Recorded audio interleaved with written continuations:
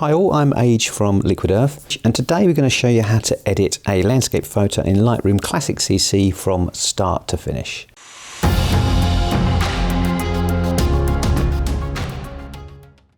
So to start with, we're in the Develop module. We'll work with the basic panel and also all of the other tools that are available in the Develop module in Lightroom Classic, including some of the tools along the top here. Now I do have tutorials for all of these tools as well separately, so check out those if you're interested.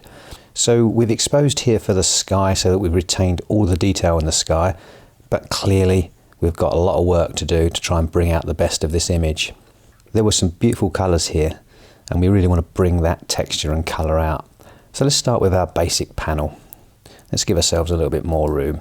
Now the first thing I'm going to do is I'm going to check my clipping panes here, and they will show you, if I just move the exposure up, any area highlighted in white is clipping the whites, and any area highlighted in black is clipping the blacks, i.e. pure black or pure white, and you don't want to clip the image. So I'm going to keep these on just to make sure, but none of the image is clipped here, so we've got detail that we can bring out. So let's pull the highlights down just a little bit and you can see what happens with those light areas.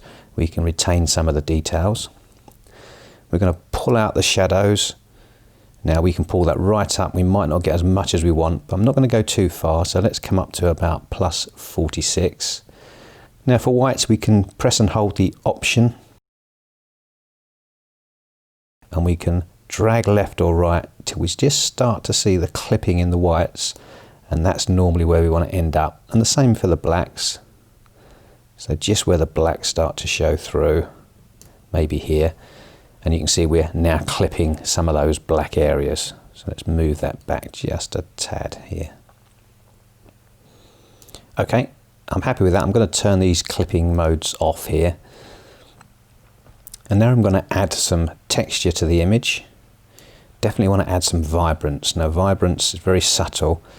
It will saturate the colours that are in more need of saturation rather than the saturation key, which is indiscriminate, so it will go from pure black and white to 100% saturated, and I don't use that as often as the vibrance. So let's bring that vibrance up a little bit. Now we've still got a fair amount of work to do because we've got some very dark areas, so I'm going to use the adjustment brush here. Clicking on the brush will bring up this panel that we can make adjustments to selected parts of the images. If I double click on the effect, I'm resetting the whole panel.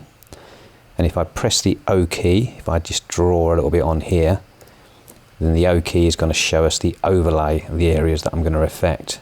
If you make sure you click on Auto Mask here, as long as you keep that plus area within the areas that you want to mask, it's going to try to keep that mask within that area and not overlap into some of the other areas. And it does a fairly good job. So let's add all of this in here, just paint this in. We're going to brighten up this area. Now if you overspill a little bit, don't worry, you can press the erase button, but actually I'm going to come a little bit into my shadows here. You can see I've got my feathering on full at the moment. Let's press the O key again, that gets rid of the mask, and now we can start to make some of those adjustments. So we can adjust the exposure, or maybe better still is to increase those shadows. But I want to retain some contrast and maybe even come down with my blacks. So now we've gained a lot more detail in that area. And also I'm going to add some texture to this area. Now we could add clarity, which was a big favourite at one time, but you can see what clarity does. It really darkens down. It does add some pop to the image, whereas texture is a little bit more subtle. So it doesn't darken the area down so much, but it does add quite a bit of detail to those rocks. And already we're starting to see a lot of detail come out in this image. We can click the backslash key to see the before and the after there. Next thing I'm going to do is going to go back into my brush tool. And I'm going to add a new brush. And this time I'm going to brush this white area here.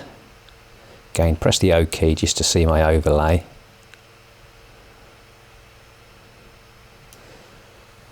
And then we're going to increase the exposure just to bring out this area a little bit more.